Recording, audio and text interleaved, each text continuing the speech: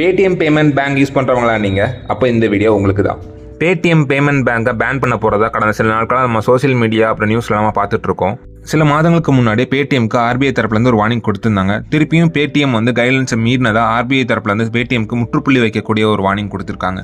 அதாவது பிப்ரவரி 29 அப்புறம் பேடிஎம் ஆப்பில் பேங்க் ரிலேட்டடான எந்த ஒரு ஆப்ஷனும் ஒர்க் ஆகாதுன்ற மாதிரி சொல்லியிருக்காங்க. அதே மாதிரி யூபிஐ, ஃபாஸ்ட்ராக், வேலெட்டில் உள்ள எந்த ஒரு அமௌண்ட்டையும் நம்ம யூஸ் பண்ண முடியாதுன்ற மாதிரி சொல்லியிருக்காங்க. நான் பார்த்த வரைக்கும் அதிகப்படியான மக்கள் பேடிஎம் ஆப் தான் யூஸ் பண்ணிட்டு இருக்கீங்க. எந்த டிரான்சாக்ஷனாக இருந்தாலும் ஆஃப்டர் 29க்கு அப்புறம் அதை பார்த்துக்கோங்க. இந்த சூழ்நிலையில் நிறைய பேருக்கு தெரிஞ்சாலும் கூட மக்களில் சில பேருக்கு இந்த விஷயம் இன்னும் தெரிய வரலை. பேடிஎம் தரப்புலேருந்து நாங்கள் வேறு பேங்க் மூலயமா இதை ஆக்டிவில் தான் வச்சுருப்போம், 29க்கு அப்புறம் ஆக்டிவில் தான் இருக்கும், எந்த ஒரு தடைகளும் வராதுன்னு சொல்லியிருக்காங்க. இருந்தாலும் கூட நம்ம சேஃபாக இருக்கிறதுக்கு நம்ம நல்லது. இப்போதைக்கு எந்த ஒரு டிரான்சாக்ஷனும் பேடிஎம் ஆப் மூலயமா பண்ணாதீங்க. இந்த வீடியோவை தெரியாதவங்களுக்கு கண்டிப்பாக ஷேர் பண்ணுங்கள். For more updates Waqqas news சேனலை சப்ஸ்கிரைப் பண்ணுங்கள்.